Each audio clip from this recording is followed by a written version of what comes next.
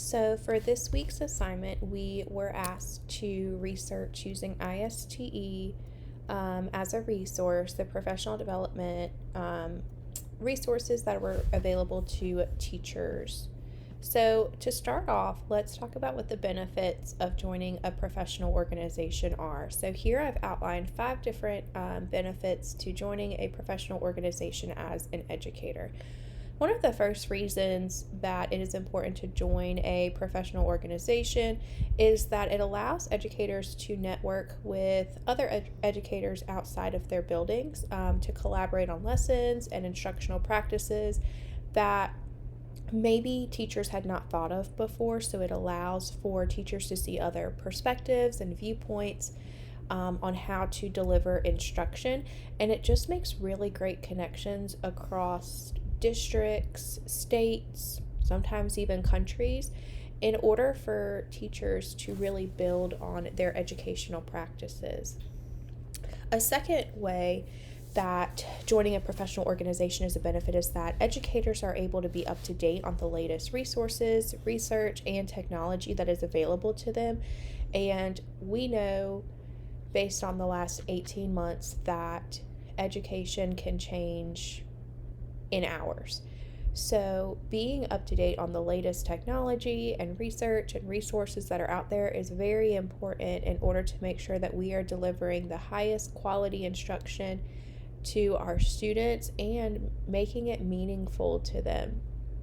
A third benefit is that it allows for educators to build upon their leadership capabilities that maybe they don't have within the 4 walls of their school.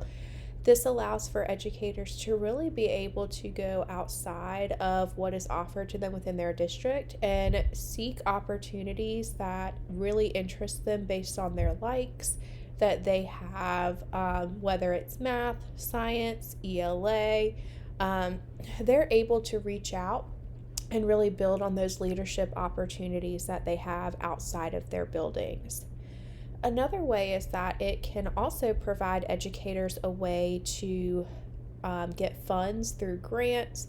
and other opportunities in order for them to provide new materials and manipulatives to their students, as well as even to bring in some technology if your school is not a one-to-one school,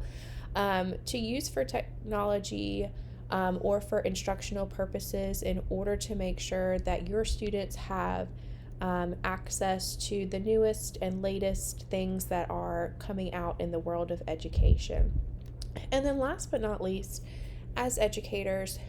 it's important that we are constantly growing within our profession. So, by joining a professional organization, you're able to really grow more with learning about the newest and latest things that are coming out, as well as the latest research on instructional practices, which is really important for educators to not just stay stagnant, but to continue to grow each and every year. This slide here is from NEA, and it talks about why it is important to join a professional organization and what are the benefits that you can see from that. So, through this process, we were looking at isTE, and isTE is a community of global educators who believe in the power of technology to transform the world of education. I feel like isTE is a resource that so many educators have been introduced to within these last year and a half due to the pandemic. I feel like that it has allowed a lot of teachers to be creative, as well as to do some research on some creative practices in order to make these connections for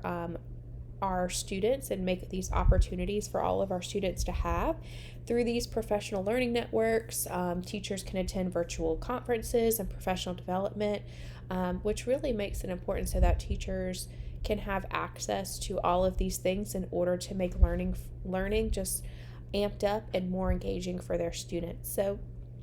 the first method and resource that I looked at was a blog that was about personalized learning. And so we're going to look at the benefits of what personalized learning are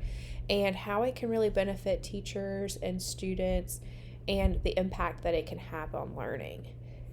So personalized learning really benefits through the lens of differentiation, because instruction and assessments are tailored to the unique needs of the students within your classroom, and it helps to meet the students where they're at with their instructional level. So it allows the curriculum to be adapted and presented in a new way that may be more beneficial to students who may have some difficulties with being able to read full text, as well as maybe students who struggle with just the comprehension piece when they're doing things independently. So this can allow for students to have multiple modes of communication and just multiple means of just learning that really is tailored to their learning style. It's going to allow students to have a voice in how they can showcase and represent their learning. They can be really creative in their representation of what they're learning, so they can take the information and the key points that were learned throughout that day, and they can create some type of infographic or presentation, or just really anything that really highlights what were the key points from the lesson that was delivered. So this video here talks about the what personalized learning is, if you want to know a little bit more, and the benefits that it has within the classroom. A second resource that I looked at was the resource that was attached to isISTE called Learning Keeps Going, and this resource was created in response to the pandemic. So through this resource, teachers and parents alike are able to access learning materials in order to help address the needs of your students while they are at home if they cannot be within the four walls of your classroom. These learning materials are based on what the best instructional practices are for teachers nowadays. So it's not just a bunch of fluff lessons. It really is the best and most rigorous practices and instruction that can be delivered to the students. And one of the really great benefits of it, especially in this day and age when we have kids out on quarantine for 10 or 20 days and they cannot be within the building, students can access these learning materials anywhere they are. So it's really important that using this resource, we're able to be connected with different lesson materials that are tailored to the grade level or department area that we're working in, and parents can use it as well to help be able to better understand how they can help support their student at home with remote learning. A third resource that I looked at was a podcast that was called Teaching in One-to-One Schools. And through this podcast, I learned some really great things. Coming from a school that is not one-to-one, I was able to listen to and see what the benefits are of being one-to-one and how this can best be beneficial for our students. So when doing a teaching in a one-to-one school, we remove the barriers that our students can have to learning. So if they have a difficult time with all of the words on the page, or they cannot read at the grade level that they are currently in, then it allows us to break those barriers down and focus on this learning experience for all students, and to provide equitable access to education no matter the level that the students are at. Teachers are able to incorporate their best practices, and we have to focus less on, using a device and how to use a device. And we're able to shift our mindsets for our students to take more ownership and accountability of their learning, as we discussed in our personalized learning resource and the blog. That allows students to be able to represent their learning in multiple ways, and that is really important and beneficial when you're teaching in a school that is one-to-one, because students have access to those devices in order for them to be able to showcase that learning. Through teaching in a one-to-one school, it was also stated that rigor can be increased, and that the teachers need to know not just how the devices are being used, but how can they best be supported for student learning and to enhance their instruction.